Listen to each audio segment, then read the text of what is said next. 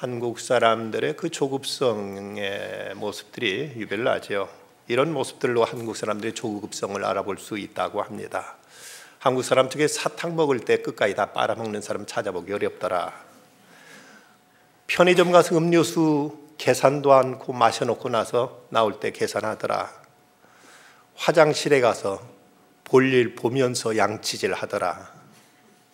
영화관 끝까지 그 OST 음악 다 듣지도 않고 출연진 소개되면 다 줄줄이 일어서 나가더라. 컵라면 익기도 전에 뚜껑 열어서 먹더라. 엘리베이터 문 저절로 닫힐 때 기다리지 못하고 닫힘이란 스위치 계속 누르고 있더라. 버스 정류장 버스 도착하기 전에 길거리를 뛰어내려서 달려가더라. 자판기 종이컵 나오는 곳에 손 놓고 기다리는 모습, 그러다가 손가락 데이더라.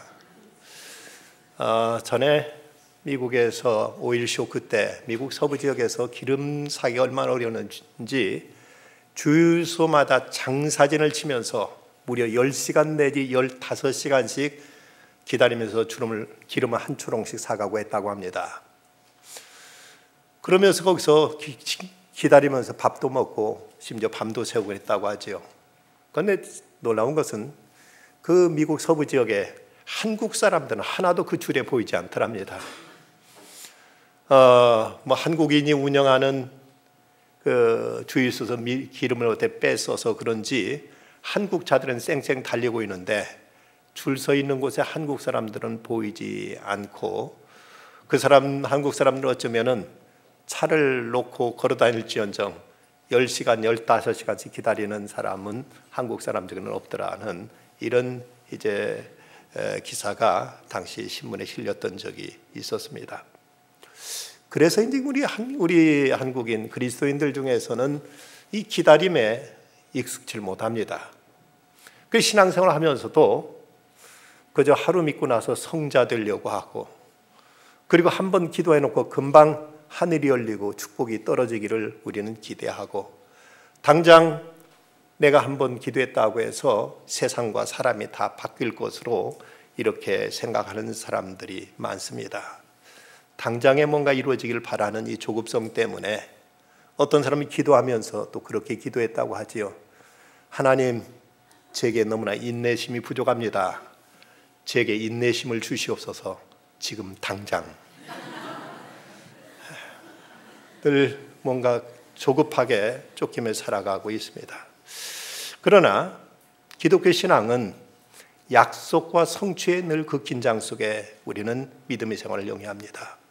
하나님이 약속하셨고 그 약속이 성취될 것을 기다리며 믿음 안에 소망적인 바라보며 그것을 우리 삶 속에서 경험해 나가는 것, 이것이 신앙생활이라고 말할 수 있습니다. 그런데 어느 때든지 모든 일은 다 때가 있고 또 성취하기까지는 기다려야 될 시기도 있습니다. 고리텐붐 유명한 화란의 신앙의 어머니지요. 이분이 10살 된 그 소녀 때 아버지와 함께 암스테르담에서 하렘으로 기차를 타고 가는데 어느 글에서 성범죄라는 글을 읽고는 그 말이 무슨 말인지 몰라서 아버지한테 아빠, 성범죄가 뭐예요? 라고 물었습니다. 그랬더니 그 아버지가 거기에 대해서 아무 대답도 하지 않더니 일어서서 선반에서 무거운 여행 가방을 내리더니 너희가 한번 들어보라고 이러는 것입니다. 어린 10살짜리 소녀가 들려고 했지만 이걸 도무지 들지 못하고 낑낑대다 내려놨습니다. 그랬더니 아버지가 말하기를 어떤 지식은 아이들한테는 너무나 무겁단다. 내가 나이가 들고 더 튼튼해지면 그때는 감당할 수 있을 거야. 지금은 그저 아빠가 너를 위해 짐을 들 거라고 믿어야 한단다. 이 아버지의 말을 듣고는 이 어린 고리텐붐은 그 말을 듣고 만족했고 그 말을 듣고 평안했고 그리고 기다리는 법을 배웠다고 합니다. 그리스도의 교회는 예수님께 이 땅에 다시 오시리라는 그 재림의 약속을 믿고 2000년 동안 역사 속에 수많은 박해와 고난과 어려움을 견디며 지금까지 나왔습니다. 우리는 성경이 약속하신 대로 예수님께 이 땅의 역사 속에서 다시 오실 것을 믿습니다. 거기다 믿음을 가지고 오늘의 비록 어려운 시련도 또 어려운 고난도 우리 묵묵히 참고 견뎌내는 것입니다. 교회력으로 오늘이 아까 우리 권호경 장로님 기도하신 대로 대림절 첫째 주일입니다. 대림절이라는 말은 주님의 강림을 고대한다고 해서 대림절 혹은 또 강림절 또는 대강절이라고도 부르고 있습니다. 이 대림절은 성탄절 4주 전부터 시작해서 첫째 주에 촛불 하나를 켜놓고 둘째 주는 2개, 셋째 주는 3개, 넷째 주는 4개의 촛불을 켜다가 성탄절이 되면 5개의 촛불을 다 켜고 주님의 탄생을 우리가 축하하고 주님 앞에 경배를 드립니다. 대림절이 되면 주님의 오심을 우리가 축하하고 감사하고 경배하는 성탄절, 이 성탄절을 준비할 뿐만 아니라 또 주님의 다시 오심을 고대하는 재림신앙을 새롭게 우리가 다짐하고 일깨우는 이런 절기로 삼고 있습니다. 오늘 마태복음 25장에 나오는 이 말씀은 여러분 잘 알고 계시는 그 유명한 10처녀의 비유입니다. 이 말씀 이해하기 위해서는 우리가 먼저 유대인들의 그 결혼 풍습을 알 필요가 있습니다.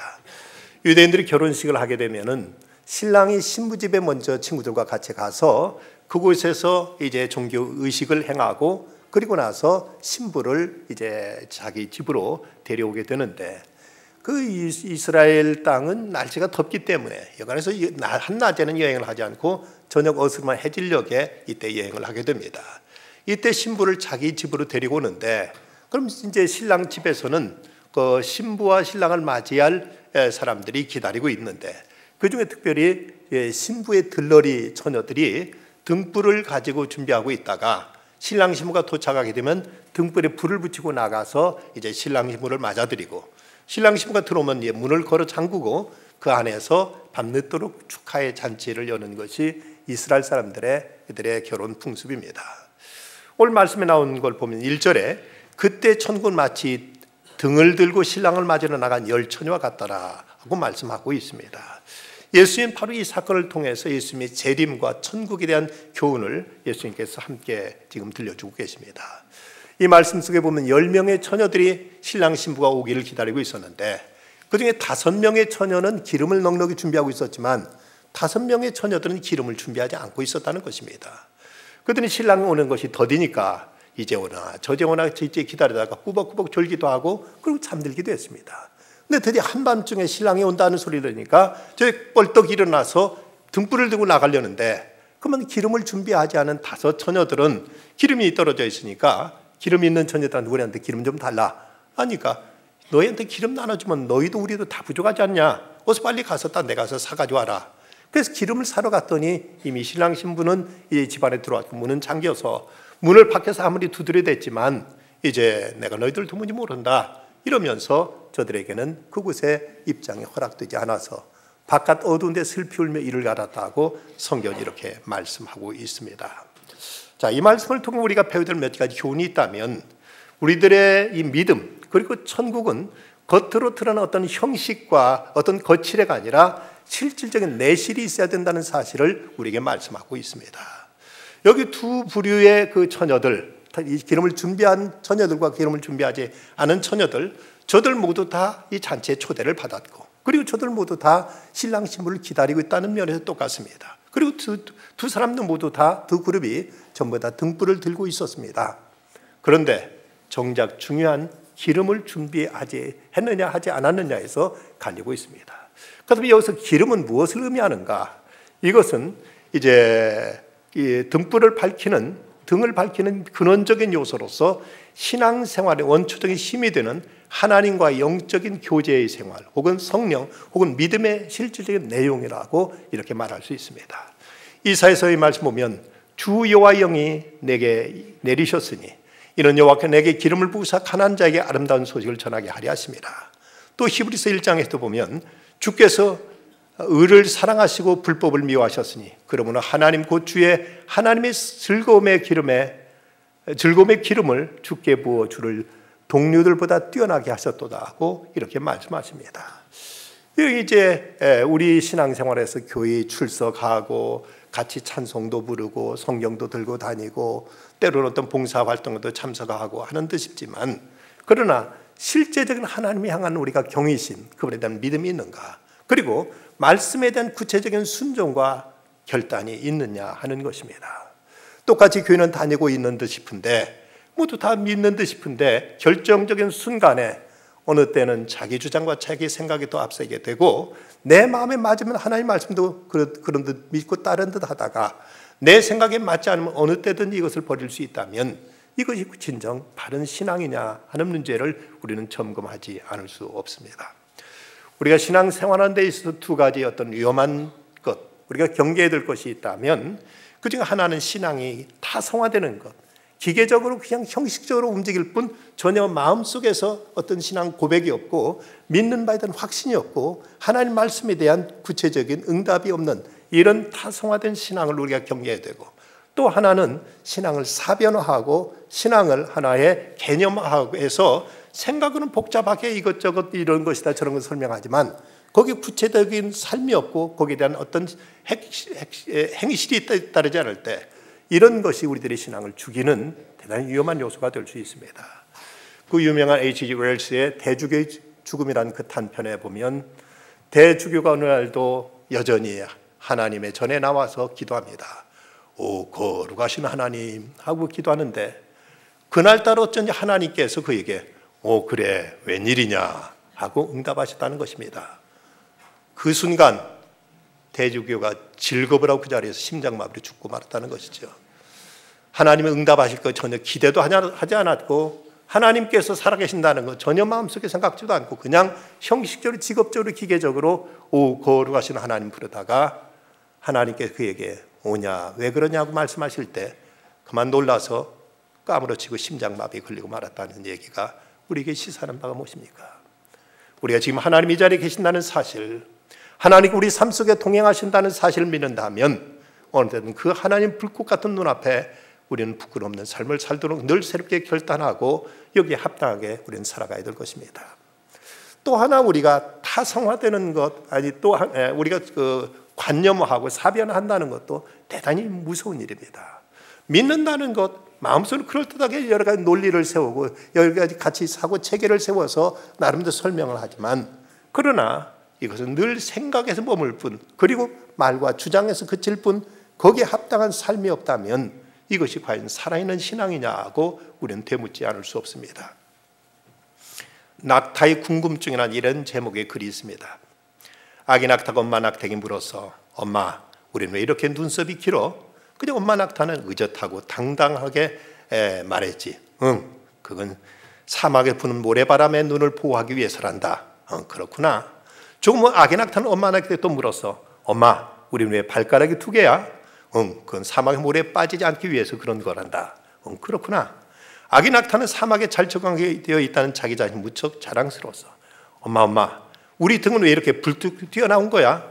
그건 물이 없는 사막에서 물을 저장하기 위해 있는 거란다. 이건 우리 낙타들만의 자부심이지. 그렇구나. 그런데 한참 얘기를 다 들은 아기 낙타가 엄마 낙타에게 말했어. 엄마 근데 우린 지금 왜 동물원에 뭐하고 있는 거야?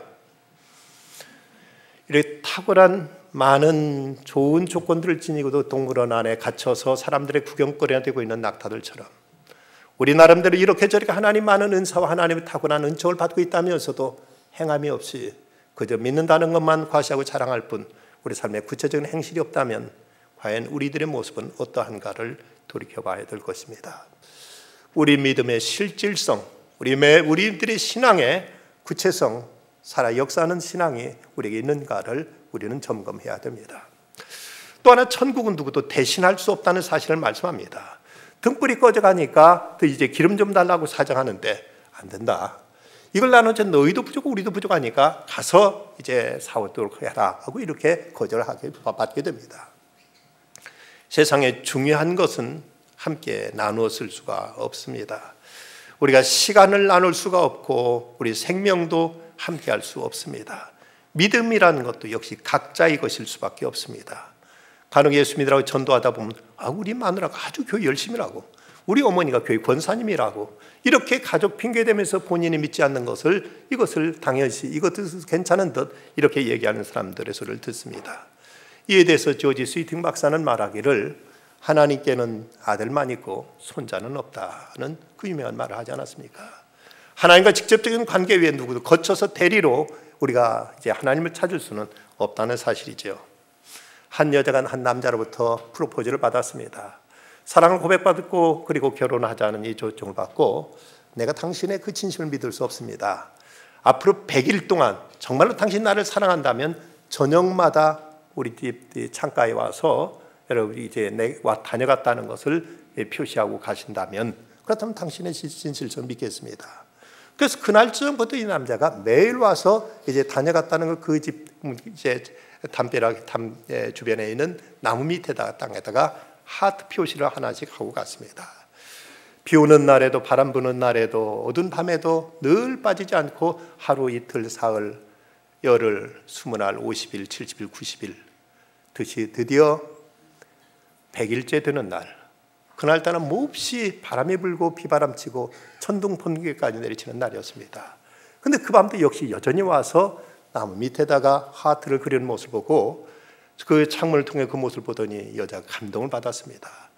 그 마음에 울컥한 마음에 달려나가서 당신의 마음을 이제 정말로 알겠어요. 이제 우리 결혼해요. 평생 이제 우리 함께 하도록 해요 하고 이렇게 그를 부둥켜 안으려는 순간 그 남자가 하는 말이 나는 알바생인데요 라고 말하더랍니다. 여러분 사랑을 대신할 수 있습니까? 누군가 내 진심을 대신 전해줄 수 있다고 생각하십니까? 믿음도 대신할 수는 없는 것입니다. 각자의 믿음, 내 믿음으로 하나님 믿고 예수 그리스도를 영접함으로 구원받는 것이지 다른 누구로 인해서 우리가 그 치맛자락 잡고 천당 함께 갈 수 있는 것은 아니란 사실입니다.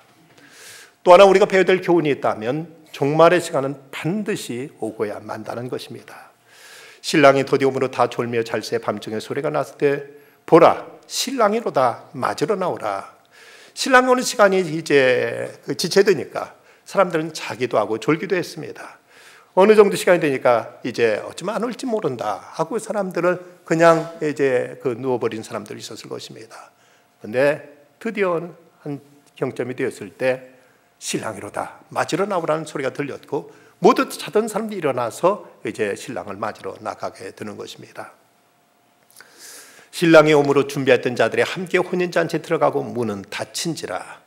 기름을 준비한 자들에게 신랑이 왔다는 사실은 저들에게 말하자면 기쁨의 시간이요 저들은 이제 감격과 축제의 시간으로 바뀌게 됩니다. 그러나 준비하지 못한 사람들에게는 이건 심판의 시간이요 저들은 절망의 시간, 저들에게는 암흑의 시간이 되고 말았습니다. 언젠가는 문이 닫히게 될 때가 온다는 사실을 우리는 기억해야 됩니다. 우리가 지금 이렇게 자유롭게 주님 앞에 나와 예배드리고 우리가 하나님을 찬양하고 우리가 마음껏 우리가 주님의 말씀을 접할 수 있지만 그 어느 때인가는 이것도 우리가 허용되지 않을 때가 올 수 있다는 사실을 우리는 잊지 말아야 되는 것입니다. 문은 닫힌지라. 문이 닫힌 이후에 애타게 부르짖어도 이제는 더 이상 소용이 없습니다. 실존주의 철학자 키엘 케고르의 종말에 대한 재미있는 비유를 한 적이 있습니다. 온 그 관객으로 이제 만원이 된 극장 안에서 이제 한참 그 연극이 이제 공연되고 있었는데, 근데 갑자기 그 극장 뒤편에서 화재가 났습니다. 이 극장 이제 그 주인이 이거 보고 야단났다. 이제 이 화재 난 줄 알면 사람들이 너도 나도 앞다퉈서 이제 빠져나가느라고 사람들이 밟히고 사람들이 넘어지고 쓰러지고 불상사날 테니까 거기든 한 희극 배우를 불러가지고 당시 지금 나가서 저 극장에 불이 났으니까 천천히 질서 있게 나가도록 가서 관객들에게 일러라고 말했습니다. 그래서 이 희극배가 나가서 여러분 내가 할 말이 있습니다. 지금 극장 저 뒤편에서 화재가 났습니다 하고 말합니다. 그런데 관중들은 아무도 그 말을 믿지 않고 이것도 연극의 한 부분인 줄 알고 희극배가 나와서 얘기하니까 모두 깔깔대고 웃습니다. 그러니 배우 아닙니다. 진짜로 불났습니다 하니까 더 사람들은 박수치면서 웃기 시작합니다. 아니 여러분 정말로 불났다니까요. 그러니까 박장대소하면 사람들을 모두 다 이제 어쩔 줄 몰라 합니다. 그런 사이 불길은 번져서 갑자기 이제 지붕으로 불길이 번졌고 천장이 이제 떨어지면서 그러면서 수많은 사람이 다치고 죽게 되고 말았다는 얘기입니다. 우리가 종말하면 사람들은 농담으로 여기거나 아니면 협박으로 생각하는 사람들이 있습니다. 분명한 것은 하나님이 말씀하셨다는 것입니다. 성경이 기록하고 있다는 것입니다. 사람이 만들어냈다는 픽션이 아닙니다. 역사 속에서 어떤 예언도 다 성취됐지만 아직 재림에 대한 약속만 아직 이제 미완성의 상태에 있다면 이것도 불은 이 땅에 그대로 이루어질 것을 우리는 믿습니다. 미국의 기술평가원의 연구에 따르면 전면적인 핵전쟁이 일어날 경우 미국 인구의 88%, 러시아 인구의 50%가 사멸하게 될 것이다. 다행히 살아남는다 하더라도 죽은 자를 부러워할 만큼 비참한 세상이 될 것이라고 이렇게 연구조사에서 발표한 적이 있습니다. 어떤 과학자들은 원자폭탄이 폭발하면 지구 표면의 85%를 차지하고 있는 바닷물의 수소 원자들이 연쇄 반응을 일으켜서 전 세계가 종이를 말아 불에 붙인 것처럼 다 타버릴 것이라고 경고했는데, 이 말은 베드로후서 3장 10절 말씀, 물질이 뜨거운 불에 풀어지리라는 이 말씀을 그대로 기억하게 합니다. 우리는 세상 종말이 가까웠다고 말하는 것은 광신자이기 때문이 아니라 성령께서 우리에게 주시는 내적인 증거요, 성경이 우리에게 말씀하고 있기 때문에 우리는 이 말씀이 그대로 이 땅에 이루어질 것을 우리는 믿고 있습니다. 오늘 본문 결론적으로 이렇게 말씀합니다. 그런데 깨어있으라. 너희는 그 날과 그 때를 알지 못하느니라. 우리는 먼저 신랑이 올 그 날을 사모하고 기다려야만 됩니다. 우리는 세상 일에 바빠서 여기 매여서 장가고 시집가면서 땅을 사고 또 이제 소를 사고 하면서, 그러면 정작 가장 중요한 날을 잊고 만다면 우리에게 있어서 인생은 어떻게 결론 지어질 것인가를 우리는 미리 내다볼 수 있어야 됩니다.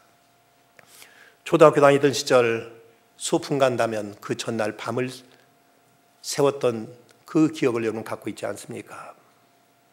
내일 결혼하는 예비 신랑 신부는 그 밤을 어쩌면 지새우면서 그러면서 이제 내일 그 결혼이란 그날에 대해서 잠시도 잊지 못할 것입니다. 그런데 우리 주님이 오신다는 이 사실을 어떻게 우리는 쉽게 잊어버린 채 세상에 취해서만 살아갈 수 있는가? 우리는 주님이 오신다는 사실이 우리에게 가장 큰 기쁨과 영광의 날이요 가장 복된 날임을 우리가 믿는다면 그날을 사모함으로 기다려야 됩니다. 또 신랑 맞을 준비를 갖추고 있어야 됩니다.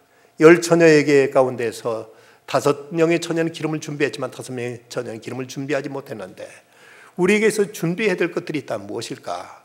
성경에 보면 이 모든 것 이렇게 풀어지니 너희가 어떤 사람이 되어야 마땅하냐?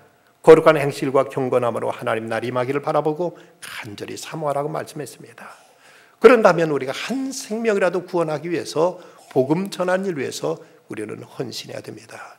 오직 성령에게 임하심 내가 권능을 받고 예루살렘과 온 유대와 사마리아 땅 끝까지 이르러 내 증인이 되리라 하고 주님은 말씀하셨기 때문입니다.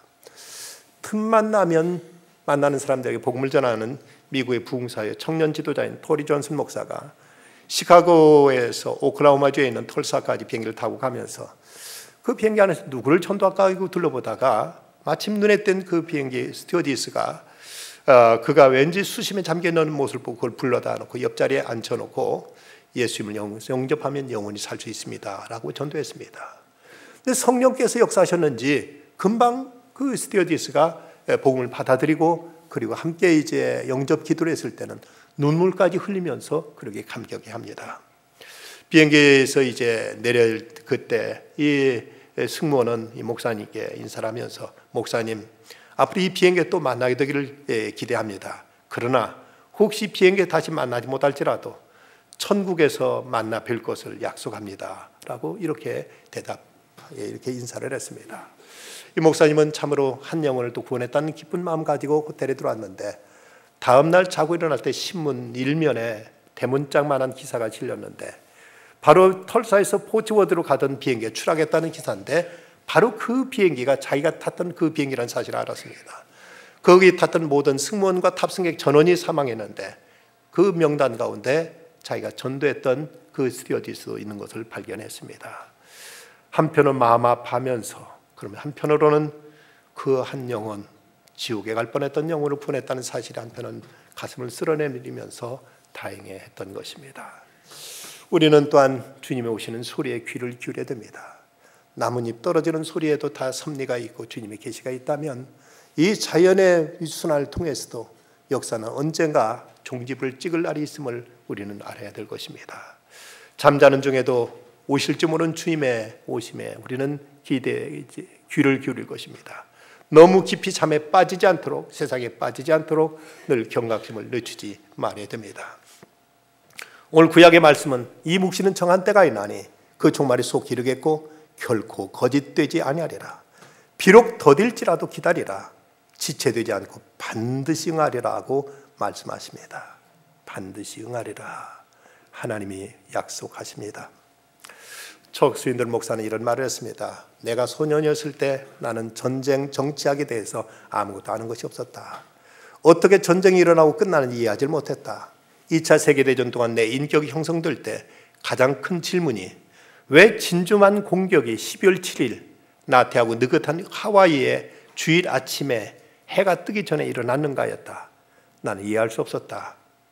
나는 이제 그 기록을 읽으면서 우리가 준비되지 않았었다. 결코 예상치 못한 일이었다. 그것은 천재적인 계획이었다 라고 고백하는 것을 듣는다. 조지 워싱턴은 수백 년 전에 전쟁을 대비하여 준비하는 것이 평화를 유지할 수 있는 가장 효과적인 수단 중에 하나라고 쓴 바가 있다.